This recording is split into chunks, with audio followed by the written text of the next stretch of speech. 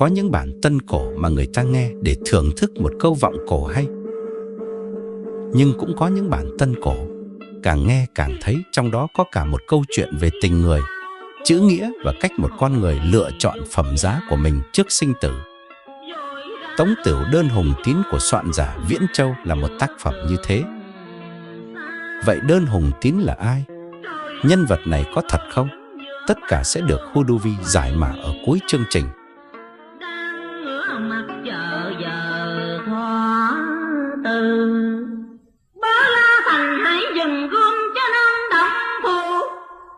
Trời ơi, đang nhị ca đã ra người tiên cổ trơn phạm có xanh ràng rùa máu anh hùng.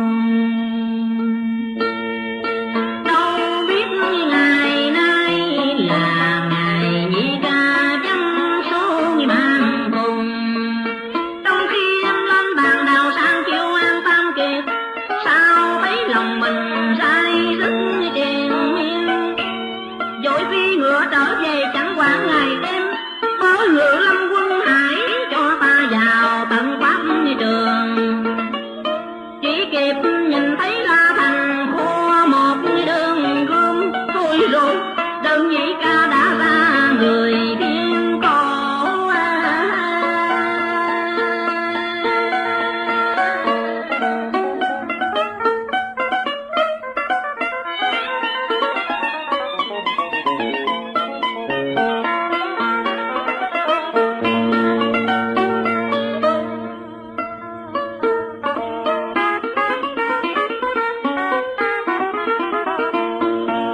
Đơn nhị ca ơi đó chọn lấy con đường đao kiếm, thì nghiệp kiếm đao phải trả đến hình hài.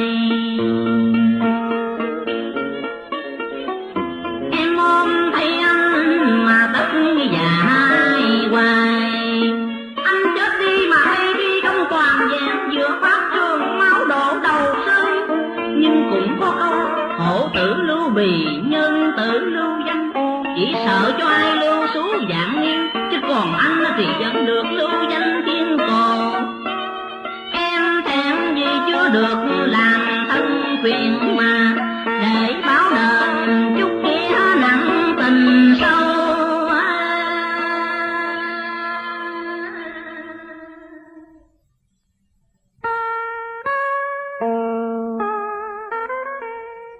Nhị ca ơi tiền đồng tịch kiếm bằng công lạc, hậu lâm nguy bất kiến đệ huynh.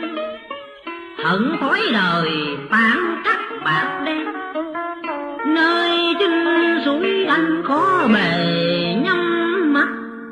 Nhớ một đêm em ngồi bên cạnh nhị ca, giữa sương khuya buốt lạnh anh động cất tiếng cười gian rần rần. Ánh trăng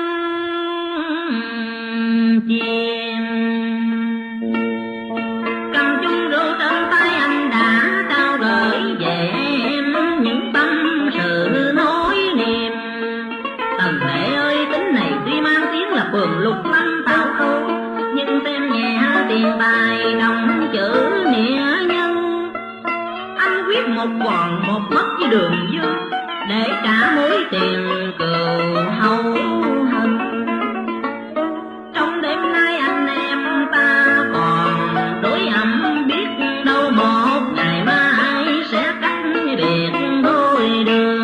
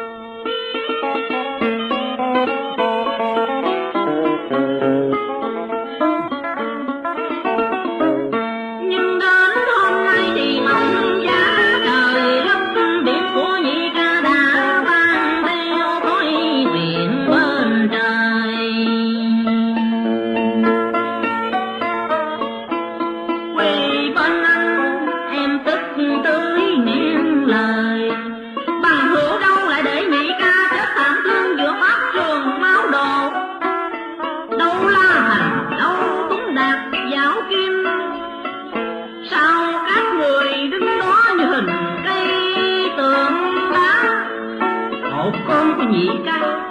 Hột cơm của nhị ca các người nuốt chưa trôi, khỏi cổ sao lại đang tâm đổi đạo kim bằng.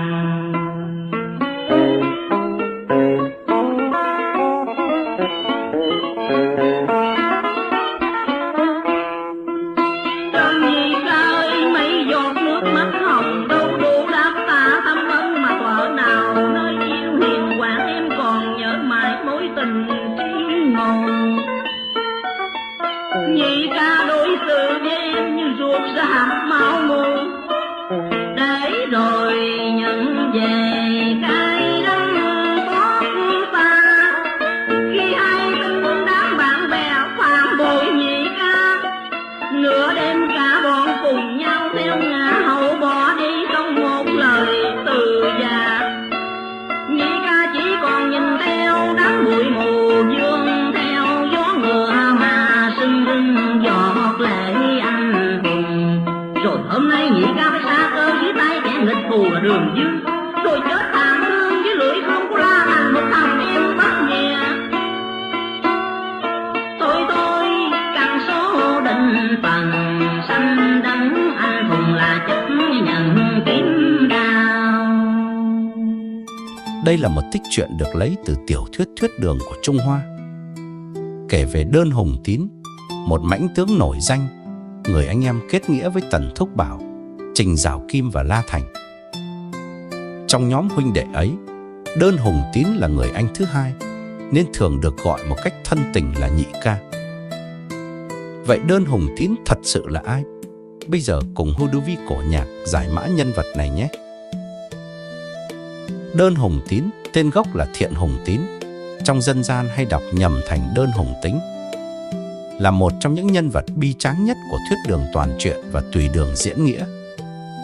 Nếu Tần Quỳnh là Trung, Trình Giảo Kim là Phúc, thì Đơn Hùng Tín chính là Nghĩa. Vậy ông là ai trong chính sử? Trong sử thật, ông là danh tướng cuối Tùy Đầu Đường. Theo Cựu Đường Thư và Tân Đường Thư, ông là người Tế Âm, Tào Châu, có quan hệ rất tốt với Trạch Nhượng. Từ nhỏ đã kiêu dũng, giỏi cưỡi ngựa múa thương. Trong nghĩa quân, ông được gọi là phi tướng. Năm 618, Ngõa Cương quân thua Vương Thế Sung. Các huynh đệ như Từ Thế Tích, Từ Mậu Công, Hàng Đường. Riêng ông Hàng Vương Thế Sung và được phong làm đại tướng quân. Khi Lý Thế Dân vây Lạc Dương, ông từng đuổi giết Lý Thế Dân suýt chết, phải nhờ Từ Thế Tích hét lớn: "Đây là Tần Vương đấy", mới lui. Năm 621, Vương Thế Sung Hàng Đường, ông bị chém ở Lạc Dương. Tại Việt Nam, tên nhân vật này thường được đọc thành Đơn Hùng Tín. Trong tiểu thuyết Đường, lai lịch của ông được thần thánh hóa hoàn toàn. Xuất thân thần tiên. Thuyết Đường viết Đơn Hùng Tín nguyên là con rồng xanh trên thiên đình xuống làm người, sau này sẽ dọc ngang trời đất, là anh hùng thứ 18 ở nhà Tùy đó. Địa vị trong giang hồ. Chủ nhân Nhị Hiền Trang, gia đình ông ở Sơn Đông, là đại tài chủ nhưng chuyên cướp của nhà giàu chia cho dân nghèo, kết giao khắp lục lâm. Vì vậy ai cũng gọi là đại ca. Ân nhân của Tần Quỳnh. Điển tích nổi tiếng nhất là khi Tần Quỳnh bán ngựa ở Lộ Châu, khốn đốn, chính Đơn Hùng Tín đã cứu giúp, chuộc ngựa, tặng lộ phí. Từ đó kết nghĩa anh em sống chết. Một trong ngũ hổ tướng của Ngõa Cương cùng với Tần Quỳnh, Trình Giảo Kim, La Thành, Vương Bá Đương. Và vì sao ông là nhân vật bi tráng nhất? Bi kịch của Đơn Hùng Tín nằm ở chữ Trung. Sau khi Ngõa Cương tan rã, tất cả anh em đều về Đường. Riêng ông hận nhà Đường vì cho rằng Lý Uyên đã bắn chết anh trai mình là Đơn Hùng Trung. Ông quyết đầu quân cho Vương Thế Sung. Kết cục, khi Lạc Dương thất thủ, Từ Mậu Công, Tần Quỳnh hết lời khuyên hàng, nhưng ông thà chết không hàng Đường.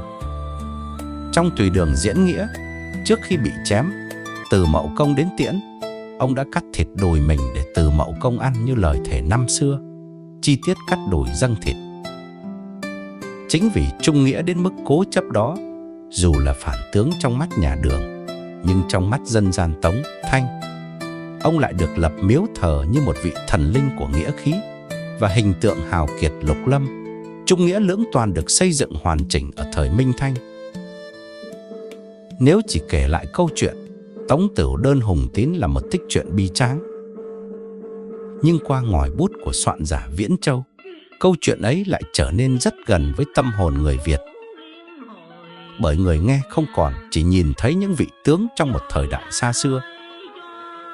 Ta nhìn thấy những người anh em, những người từng cùng nhau uống rượu, cùng chia hoạn nạn, cùng vào sinh ra tử. Để rồi đến ngày một người phải bước lên pháp trường, những người còn lại chỉ có thể đứng nhìn. Không còn chiến trận, không còn giáo mát, không còn cách nào cứu được nhau. Chỉ còn một chén rượu để tiễn người anh em lần cuối. Và chính trong khoảnh khắc ấy, chữ nghĩa hiện lên rõ nhất. Đơn Hùng Tín chung với người mà mình đã chọn để phò tá. Nhưng đồng thời, ông cũng là người giữ trọn nghĩa với anh em. Dù biết mình sắp chết, ông vẫn không chịu cúi đầu. Đó là cái khí phách mà người xưa gọi là sống có nghĩa, chết cũng giữ nghĩa. Và khi Tống Tửu Đơn Hùng Tín được thể hiện qua tiếng ca Minh Phụng, câu chuyện ấy lại mang thêm một màu sắc đặc biệt. Minh Phụng vốn nổi tiếng với những vai võ tướng. Giọng ca của ông không quá mềm, không quá ướt át, mà vang dày, có độ rền và một chút sắc thép. Một màu giọng rất hợp với hình tượng người tráng sĩ. Cho nên khi ông cất tiếng, người nghe không chỉ nghe một người đang hát, mà gần như có thể hình dung ra một vị tướng đang đứng trước giờ sinh tử.